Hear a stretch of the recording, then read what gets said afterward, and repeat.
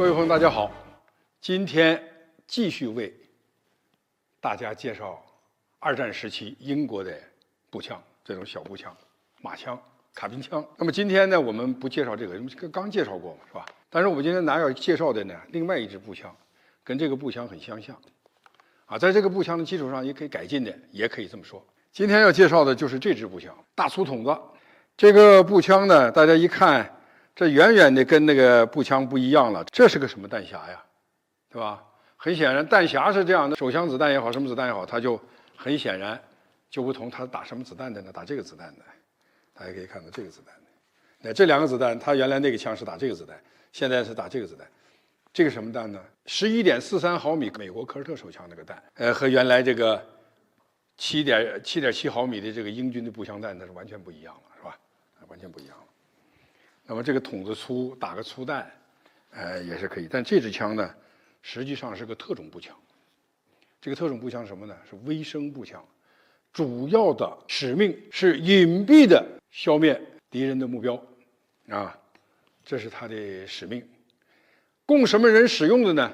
主要是供在敌后或者是由敌前沿渗透到后面去的那些特工、侦察、情报人员使用，就是用它来在基本没有射击特征的情况下射杀敌人的目标，尤其是那些重要的目标。那么大家可以看到，这样的设计它有它的独到之处。因为什么呢？在战时你要单独设计一个整个武器系统，那个时间不等人。在现有的武器装备条件下选一个，那么能够很好的利用原来的现有的那些个加工手段和这些各种技术手段来做一个符合特种作战战术技术指标的这样的武器，可能性是巨大的。因此呢，就用这个5号枪改了这么一个枪，使用科尔特手枪的弹匣。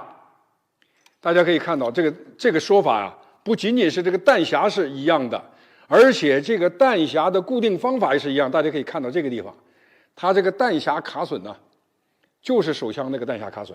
那就说呢，我携带了一个科尔特手枪，我这个手枪里呢带了几个备份的弹匣，上面压满子弹了。使用手枪的时候，我把它插到手枪上用；使用这个枪的时候，我就插到这枪上用当然呢，这个枪肯定要单独的给它做几个这个科尔特手枪的弹匣。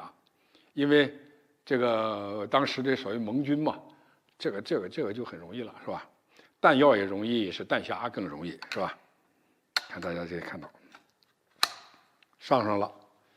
那么，给大家留一个小问题大家可以留言：这个弹匣的容量是多少？这个枪后半截除了这个弹匣以外，其他都是一样的。你看这个我们看。另外呢，它还沿用这个前面这种标尺罩门，这有一个更宽的这么一个孔，这叫近战缺口。或者这样瞄的时候，大家可以看到近战缺口。这个就说呢，我把那个在较近距离上那个目标晚上那一个点不好瞄，我把你框在里头，啪给你搞你一枪，怎么也打中了。为什么选这个？当然这是盟军标准的手枪弹匣也是。在技术上，它的一个是来源很好，更重要的是它杀伤力大。这个弹长径比很小，也就是说它长和这个粗差不多。那么一个大铅铜疙瘩，吭哧就搞到里头去了。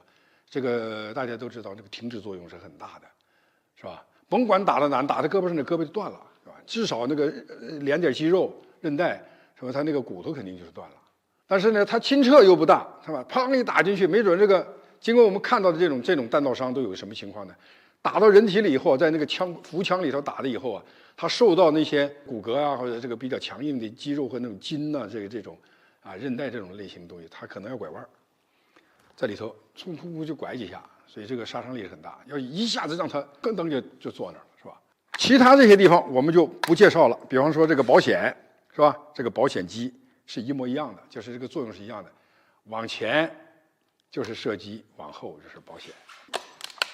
看。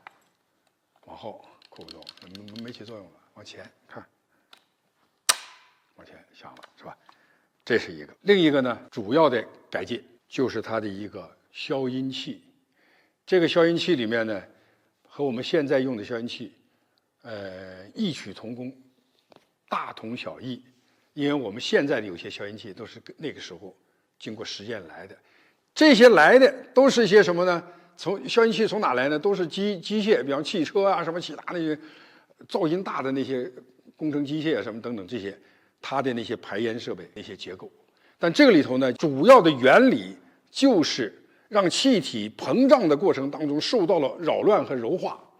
你不是让你滋滋楞楞的，扑通一下就慢慢的这么让你揉着，就是这么个作用。它为什么这么重呢？里头有纱窗啊，但它这个纱窗是什么呢？没法清洁的，它要生锈，它不是铁的，它就是用铜丝卷起来在这里头。当然也有一些隔断，什么这样子一打起来呢，枪口焰几乎没有了，枪声也降低到非常小的分贝。更重要的是呢，这个声音，比方说我们现在在室内射击，这门口外面就不一定听得到了。都在室外，可能有些自然的杂音，比方说风啊，还有什么这个其他的一些市区的响动啊，什么这些东西，都使人家很难判断这个声音。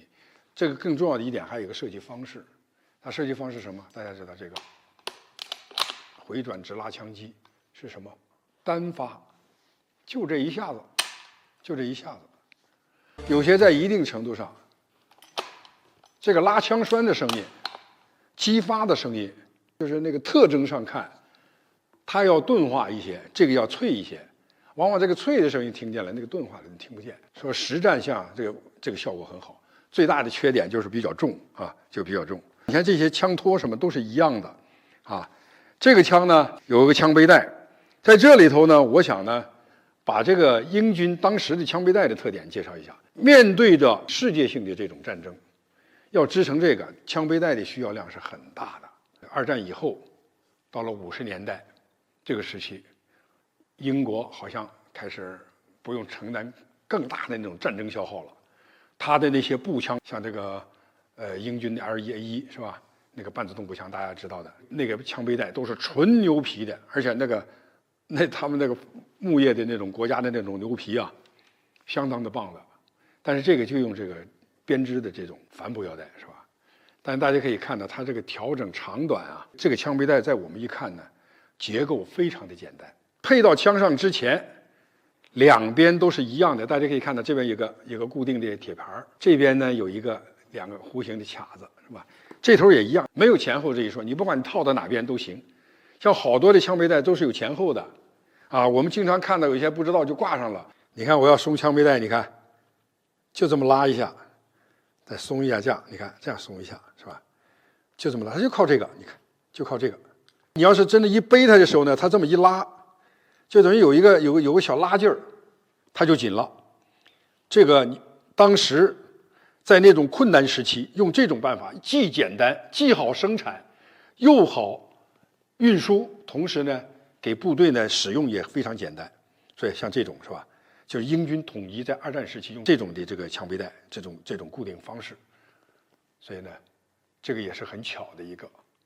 在二战时期，使用科尔特11.43毫米的手枪弹，用这个小步枪的方式，这个呢，我认为是非常有效的一个方式。它比你拿那个手枪前面接一个消音器，那要不是好多少倍，是吧？手枪那个消音器效果不好，而且呢，一打完以后还退壳。这个一打完呢，现场是不退壳的，可以，啪嗒一搂开再退壳。为什么你要退壳？是战争时期退个壳怕什么？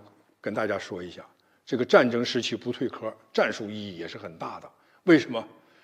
你邦张一个壳留的那个地方是一个反对德寇的那个国家和军队的子弹，这说明这些人的使用武器的人的身份，他就多了几个选择或者叫问号，对吧？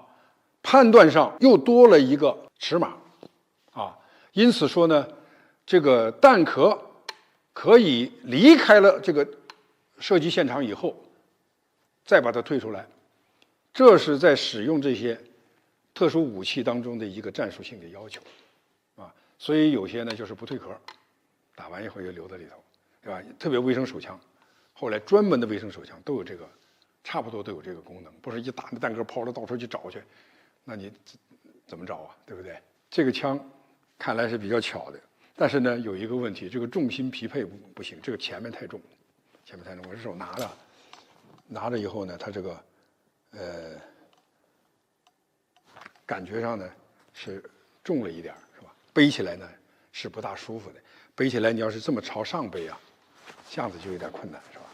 或者要朝下呢，它这个又在下面，这个背带又不合适，这个背带大家看，这个背带又在下面这不合适，不好背。但是真正使用上嘛，反正就是那几枪。这个枪就介绍到这儿，希望大家喜欢，再见。